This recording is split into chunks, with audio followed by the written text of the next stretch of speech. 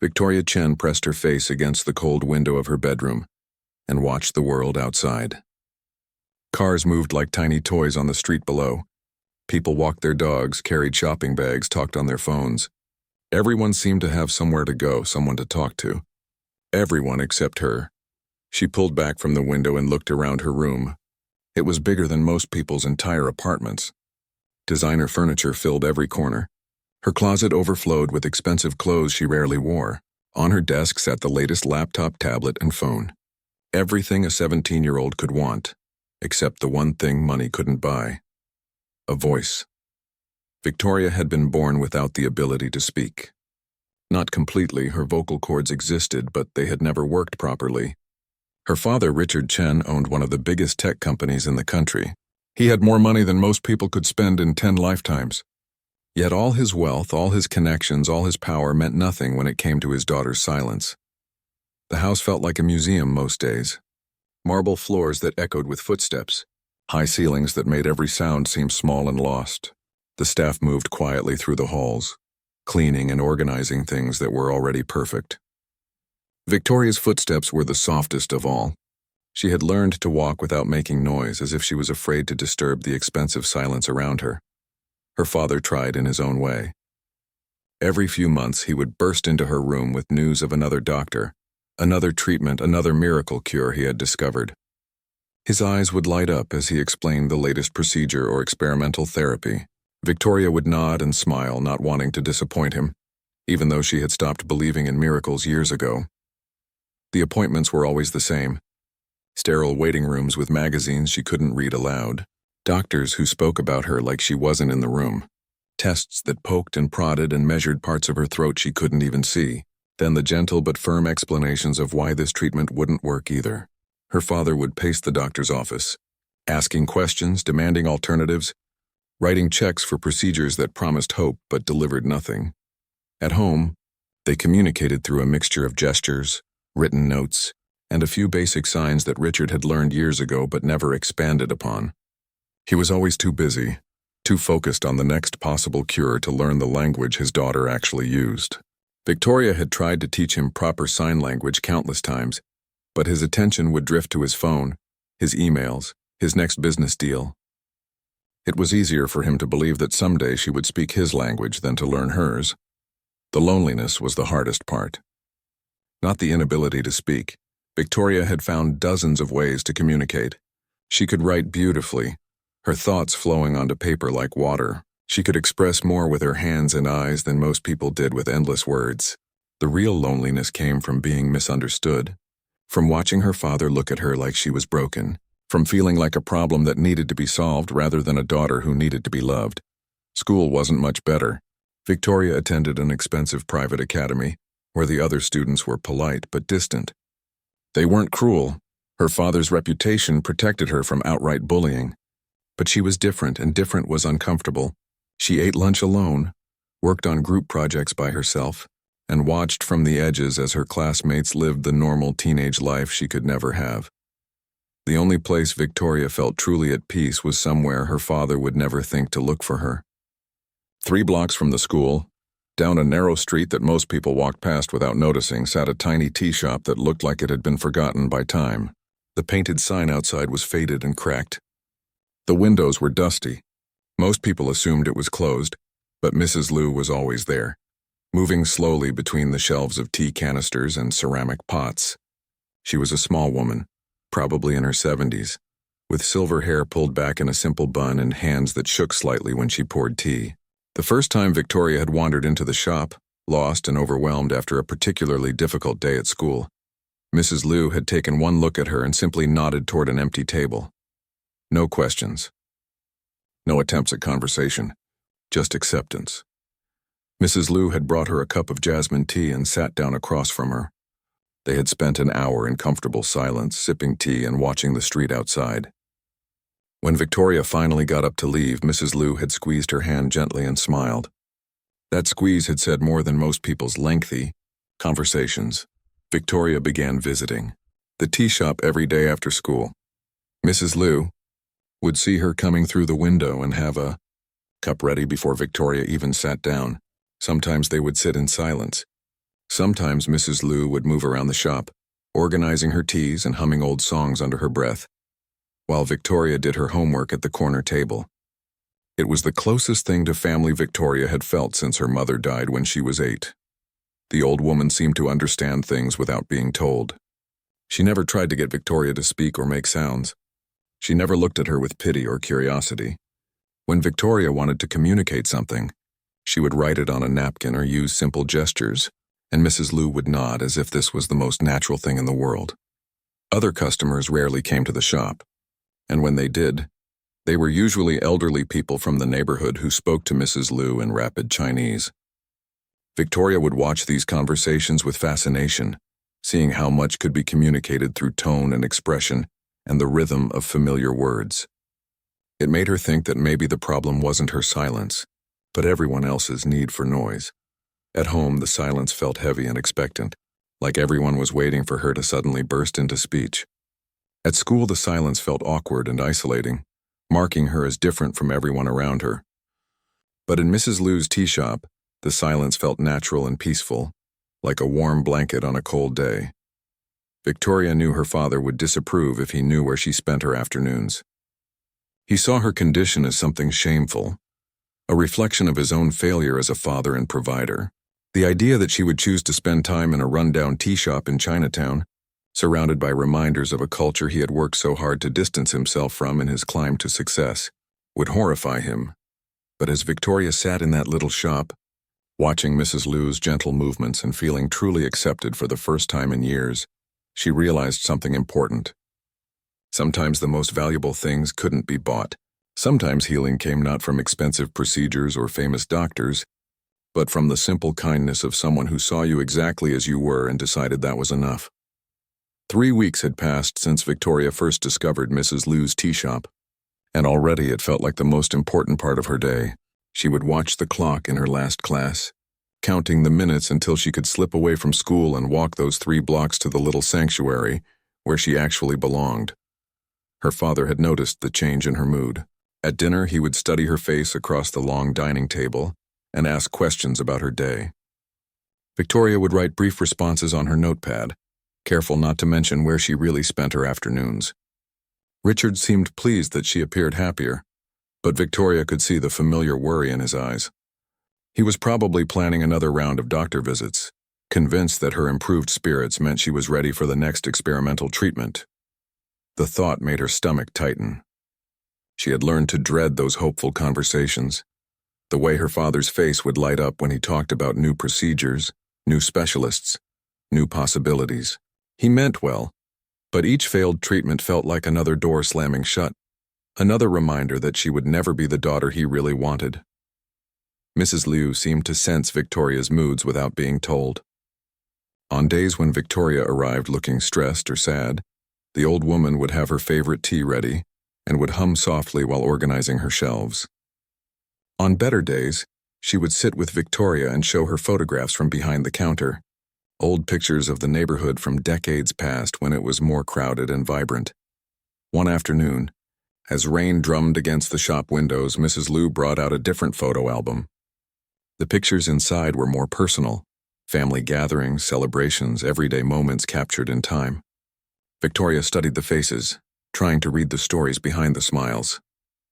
Mrs. Liu pointed to a young girl in several of the photos, maybe 16 or 17 years old with bright eyes and a wide grin. "My granddaughter," Mrs. Liu said softly, speaking more words than Victoria had ever heard from her. "Lily, she would have been your age now." Victoria looked up, hearing something in the old woman's voice that made her chest ache. Mrs. Liu's eyes were distant, focused somewhere beyond the rainy street outside. Victoria reached across the table and gently touched her hand, a question in her eyes. Mrs. Liu was quiet for a long moment, then continued. "She died 5 years ago. Car accident on Highway 101. The whole family was coming back from her cousin's wedding." Her voice was steady, but Victoria could see the pain that never quite left her face. "I was working at the hospital that night. Emergency surgery. I couldn't save them." Victoria felt tears starting in her own eyes. She squeezed Mrs. Liu's hand, wishing she could offer more than silent comfort, but the old woman seemed to understand, seemed to draw strength from the simple human connection. You know what's strange? Mrs. Liu continued, looking directly at Victoria now. That same night, there was another car accident. Different part of the highway. A little girl was brought in with throat injuries. 12 years old. I assisted on her surgery too. Victoria's heart began beating faster. Something about the way Mrs. Liu was looking at her, something about the timing made her hands shake as she reached for her pen. What happened to the girl? She wrote quickly. Mrs. Liu was quiet for so long that Victoria wondered if she had somehow asked the wrong question. Finally, the old woman stood up and walked to a cabinet behind the counter. She pulled out a manila folder yellowed with age and brought it back to the table. I kept the file, Mrs. Liu said simply. I kept all the files from that night. I couldn't let them go. She opened the folder carefully, as if the papers inside were made of glass. Victoria saw medical forms, handwritten notes, photocopied insurance documents, and at the top of the stack, a hospital intake form with a name that made the world tilt sideways. Victoria Chen, age 12, throat trauma from motor vehicle accident. Victoria stared at the papers, her mind struggling to process what she was seeing. She looked up at Mrs. Liu, who was watching her with eyes full of tears and something that looked like recognition. I've been waiting for you, the old woman whispered. All these years I wondered what happened to the little girl from that night. Your father brought you in, covered in blood, screaming my name at every nurse and doctor in the emergency room. He said you had been able to speak before the accident. He begged us to save your voice. Victoria's hands were shaking so hard she could barely hold her pen. She wrote one word, how? Mrs. Liu reached across and took the pen gently, setting it aside. Your father was rushing to bring you home from your piano recital. He was on his phone arguing with someone from his company. He ran a red light. She paused, her voice growing softer. The other car was coming back from Lily's cousin's wedding. The words hit Victoria like physical blows. Her father had never told her about the circumstances of the accident. She had grown up believing it was just one of those random tragedies that sometimes happen to children. She had no idea that her father's negligence had caused not only her injuries, but the deaths of an entire family, including Mrs. Liu's granddaughter. Victoria buried her face in her hands, overwhelmed by the weight of this new knowledge. How could Mrs. Liu bear to look at her?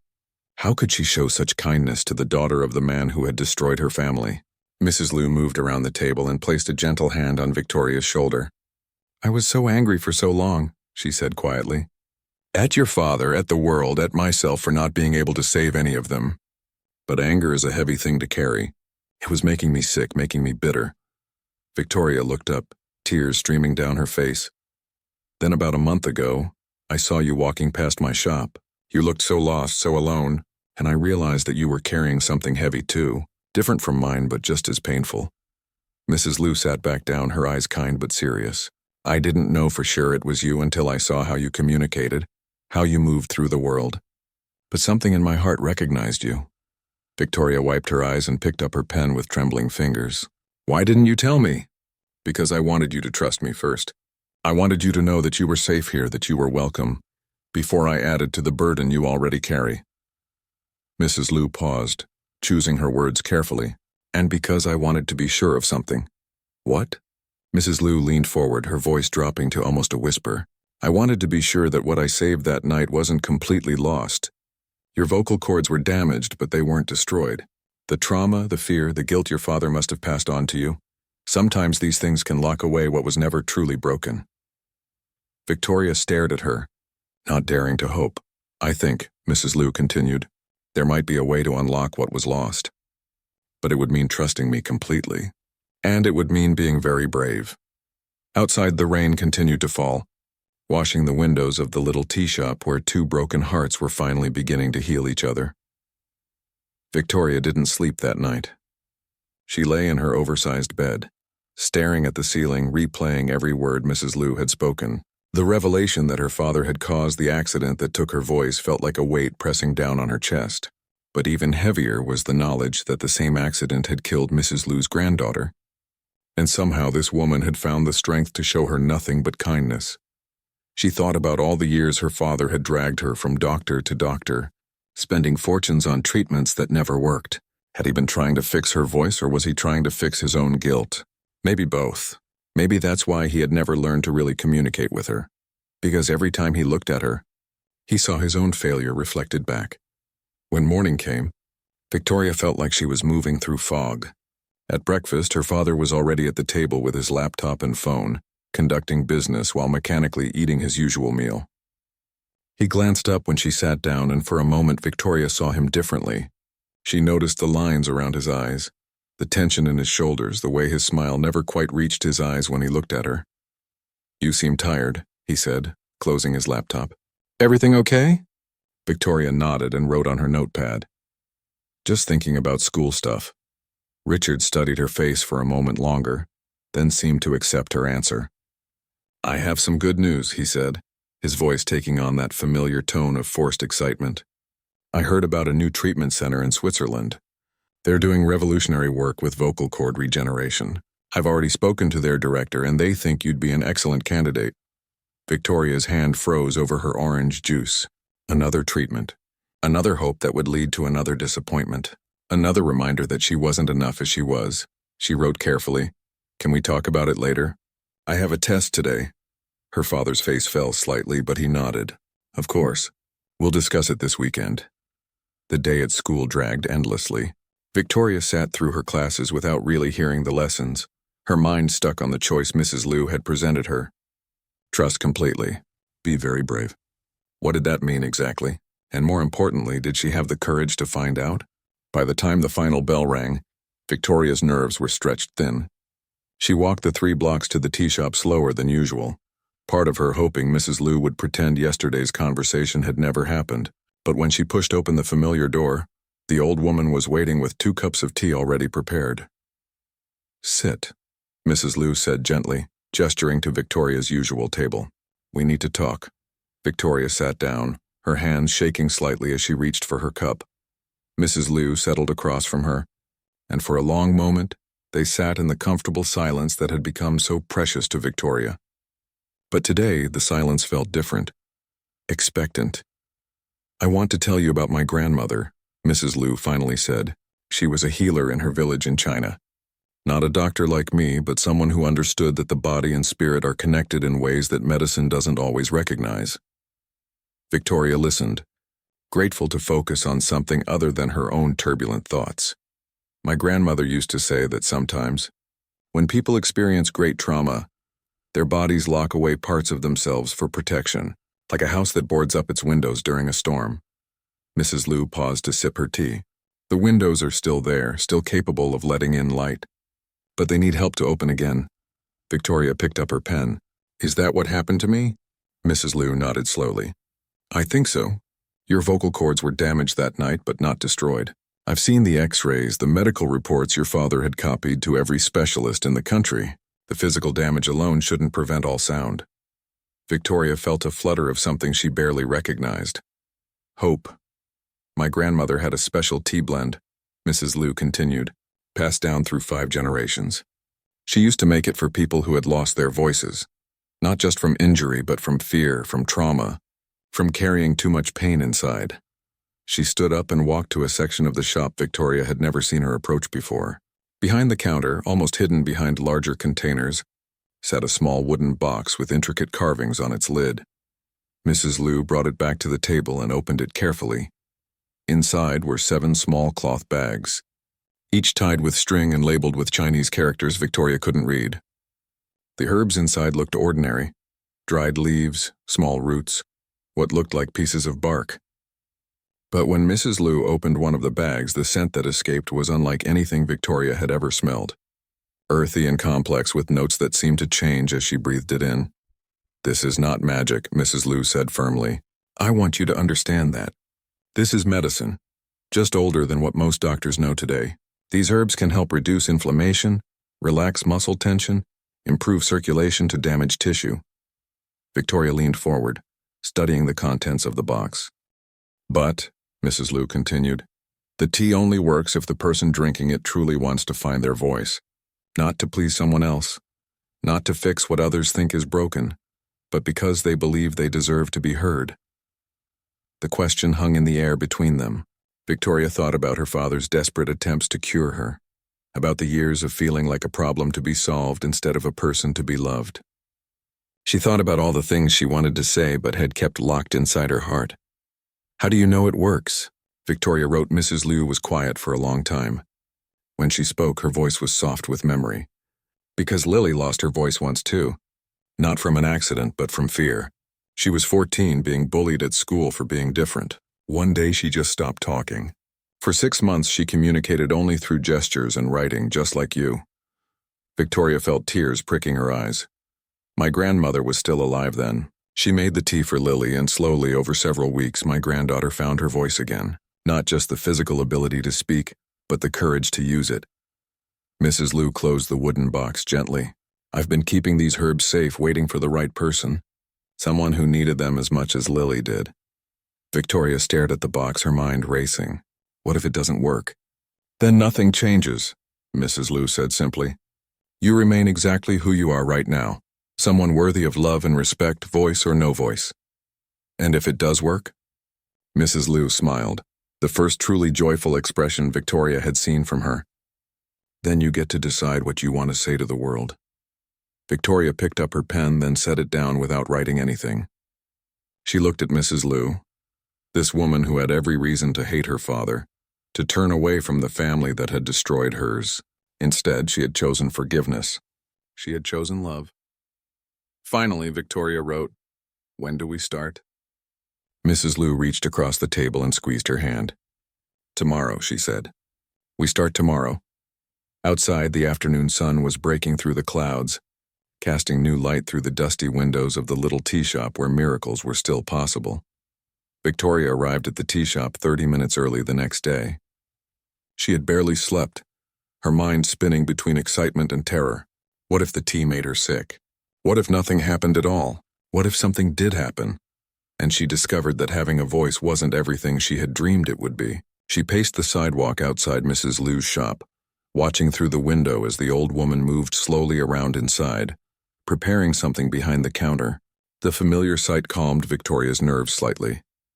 Mrs. Liu had become the most constant, peaceful presence in her life. If anyone could guide her through this, it would be her. When Mrs. Liu finally unlocked the door, she took one look at Victoria's anxious face and smiled gently. Come in, child. We have work to do. The shop felt different today.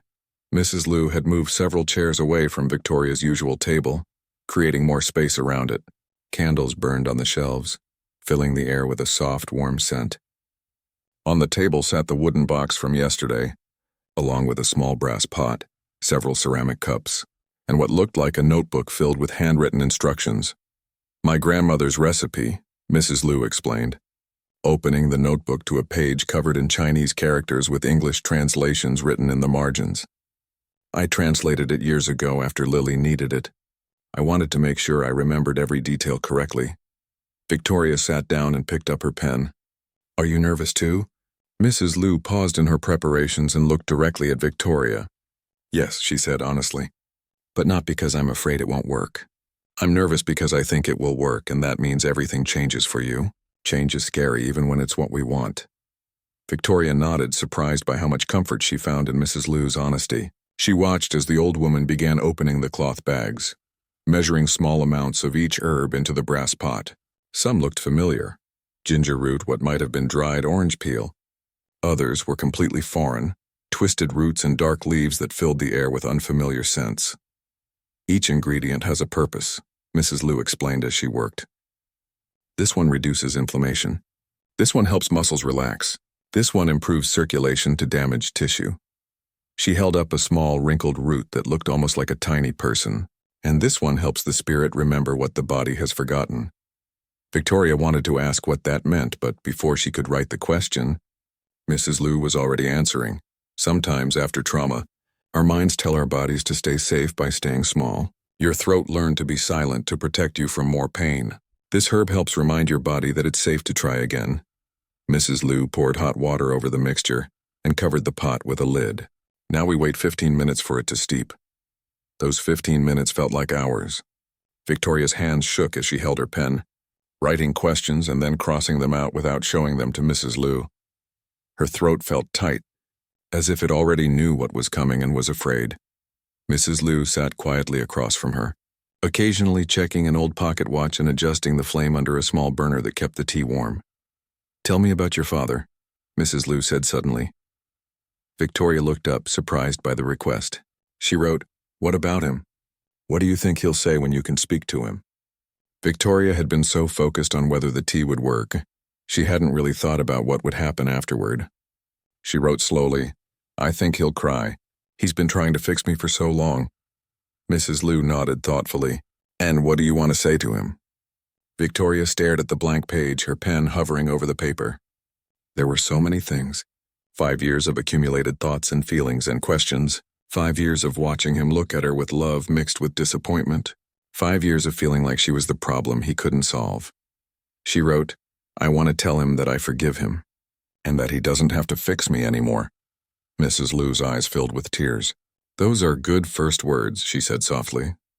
The timer on Mrs. Liu's watch chimed gently.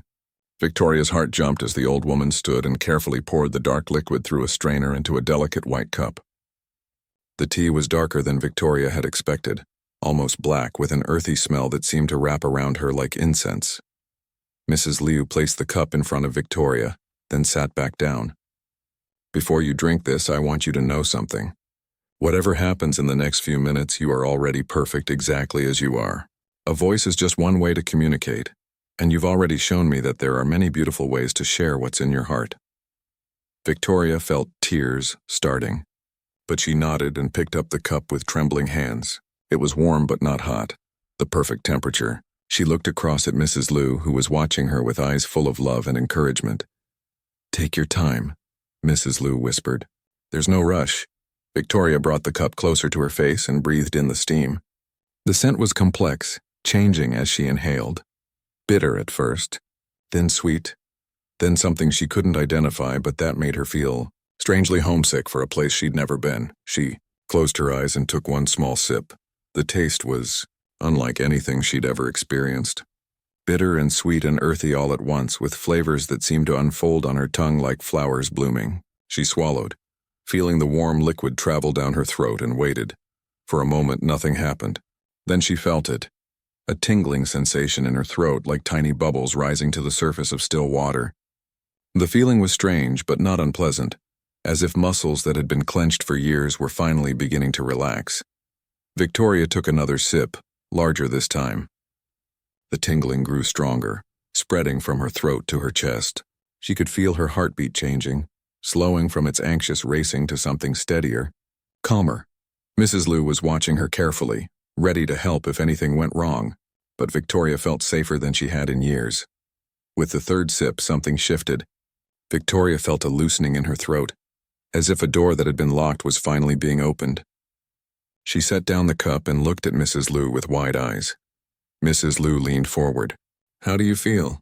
Victoria opened her mouth to write her answer, but instead something else happened. A small sound escaped her lips, not quite a word, but definitely more than breath. It was soft, barely audible, but both women heard it clearly. Victoria's hand flew to her throat in shock. Mrs. Liu's eyes filled with tears, but she kept her voice calm. "Try again," she said gently. "Don't force it. Just let whatever wants to come out." Victoria tried to speak, and this time a whisper emerged, shaky and rough, but unmistakably a voice. Her voice. "Mrs." she whispered, the word breaking in the middle but still recognizable. Mrs. Liu was crying now, but smiling through her tears. "Yes, child. I'm here." Victoria tried again, her voice growing slightly stronger. "Mrs. Liu, I can—" "You can speak," Mrs. Liu finished, reaching across to take Victoria's hands. "You found your voice." Victoria burst into tears then, overwhelmed by the sound of her own voice after 5 years of silence. It was rough and hoarse and nothing like she remembered, but it was hers. After all this time, it was really hers. Victoria spent the next 3 days returning to Mrs. Liu's tea shop, drinking the special tea and practicing with her voice. Each day the sounds came easier. Her whispers grew into soft words, then short sentences. Mrs. Liu was patient and encouraging, never pushing her to speak more than felt comfortable, always ready with warm tea and gentle guidance when Victoria's voice grew tired. By the 4th day, Victoria could hold simple conversations. Her voice was still rough and quiet, nothing like the clear tones she remembered from childhood, but it was hers, and that made it beautiful. Mrs. Liu had become like a grandmother to her, teaching her not just how to use her voice again, but why it mattered. "Your voice isn't just for speaking," she explained one afternoon as they sat together in the tea shop. "It's for standing up for yourself, for asking for what you need, for telling the people you love how you feel about them." Victoria knew it was time to go home and face her father. The thought terrified her almost as much as taking that first sip of tea had. What if he didn't believe her? What if he thought it was temporary? What if he was angry that she had found her voice somewhere else with someone else, instead of through all his expensive doctors and treatments? But Mrs. Liu squeezed her hand and reminded her of what she had written days ago. "You wanted to tell him that you forgive him and that he doesn't have to fix you anymore. Those are important words, Victoria. He needs to hear them." Victoria walked home slowly that evening, practicing the words in her mind. The house felt different when she entered through the front door. The marble floor still echoed. The ceiling still stretched high above her, but somehow the silence didn't feel as heavy. Maybe because she knew now that she could break it whenever she chose to. Her father was in his study as usual, surrounded by papers and glowing computer screens. Victoria stood in the doorway for a long moment, watching him work. He looked older than she remembered, tired in a way that went deeper than just being busy. She realized that the past 5 years had been hard on him too, in ways she was only beginning to understand. She knocked softly on the door frame. Richard looked up and smiled, the same slightly strained smile he always gave her when he was trying to hide his worry. "Hey, sweetheart. How was school today?" He started to look back down at his papers, expecting her usual written response. Instead, Victoria took a deep breath and spoke. "Dad." The single word, soft and rough but unmistakably spoken aloud, made Richard's head snap up so fast that his glasses nearly fell off. He stared at her, his mouth falling open, the papers in his hand fluttering to the floor. "Dad," Victoria said again, stepping into the room. "I need to talk to you." Richard stood up so quickly that his chair rolled backward and hit the wall. His face went through a dozen emotions in the span of seconds: shock, disbelief, hope, fear, joy, confusion. He took a step toward her, then stopped, as if he was afraid that moving too quickly might make her voice disappear again. "Victoria?" he whispered. You're speaking." "Yes," she said, her voice growing a little stronger. "I found my voice, Dad. And there are some things I need to tell you." Richard's eyes filled with tears. "How, when?" "I don't understand. We've tried everything. Every doctor, every treatment." His voice broke. "How did this happen?"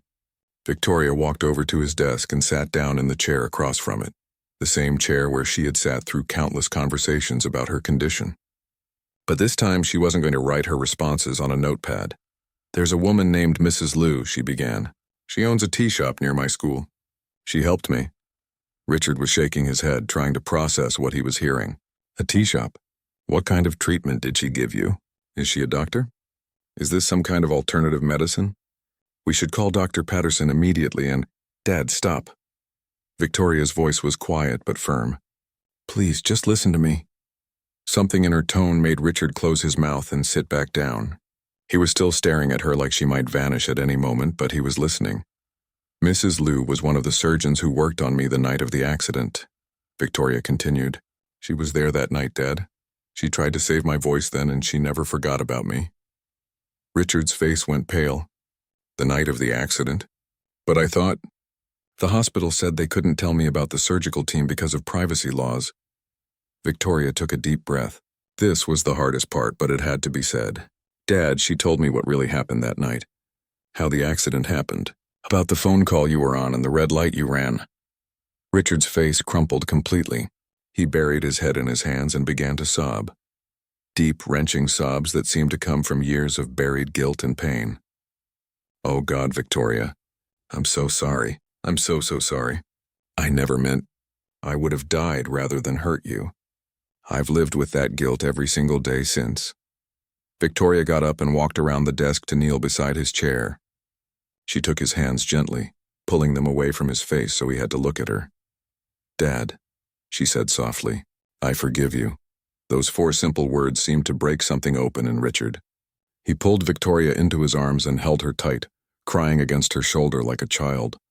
I'm sorry, he kept whispering. I'm so sorry. I tried so hard to fix what I broke. I tried everything. You don't have to fix me anymore, Victoria said, her own tears flowing now. I was never broken, Dad. I was hurt and I was scared and I felt alone. But I was never broken. They held each other for a long time, both of them crying out years of accumulated pain and misunderstanding. Finally, Richard pulled back and looked at his daughter's face. Tell me about Mrs. Liu, he said quietly. Tell me about the woman who gave me back my daughter's voice. Victoria spent the next hour telling him everything. About finding the tea shop. About the quiet understanding she had found there. About learning the truth of the accident and discovering Mrs. Liu's connection to their family. She told him about the special tea, about the courage it had taken to try it, about the miracle of finding her voice again. Richard listened without interrupting, his face showing amazement, gratitude, and deep shame as he learned how Mrs. Liu had lost her own granddaughter in the same accident that had taken Victoria's voice. She forgave us, Victoria said finally. Even after losing Lily, she chose to help me instead of turning away. She said healing was the only way to honor the people we've lost. Richard was quiet for a long time after Victoria finished her story. Then he stood up and walked to the window, looking out at the city lights below. I want to meet her, he said finally. I want to thank her. And I need to apologize. She'd like that, Victoria said. But Dad, there's something else I want. Richard turned back to her. Anything. Name it. Victoria smiled, the first completely happy expression her father had seen from her in years. I want you to learn sign language. Real sign language. Not just the few signs you picked up years ago. I want us to be able to talk to each other in every way possible. Richard's smile was brighter than all the city lights outside. I'd love that, he said. We could start tomorrow. And I want to help Mrs. Liu with her tea shop. Maybe we could help her share her grandmother's healing teas with other people who need them. We'll do whatever she needs, Richard promised. That weekend, Victoria brought her father to the little tea shop in Chinatown. The meeting between Richard and Mrs. Liu was difficult and beautiful, and healing in ways that Victoria hadn't expected. There were tears and apologies and long conversations about forgiveness and second chances. Within a month, Richard had enrolled in intensive sign language classes and was practicing with Victoria every day. Mrs. Liu became a regular guest at their dinner table, sharing stories and wisdom that filled their house with warmth it had never known before. And 6 months later, when the Victoria Chen Foundation opened its first clinic combining traditional Chinese healing methods with modern medicine, Victoria gave the opening speech. Her voice was still quiet and sometimes rough around the edges, but it was clear and strong and full of hope. Sometimes, she told the crowd, the most important voices are the ones that almost got lost. Sometimes healing comes not from trying to fix what's broken, but from learning to hear what was there all along. In the audience, Mrs. Liu wiped away proud tears while Richard Chen finally learned what it meant to truly listen to his daughter.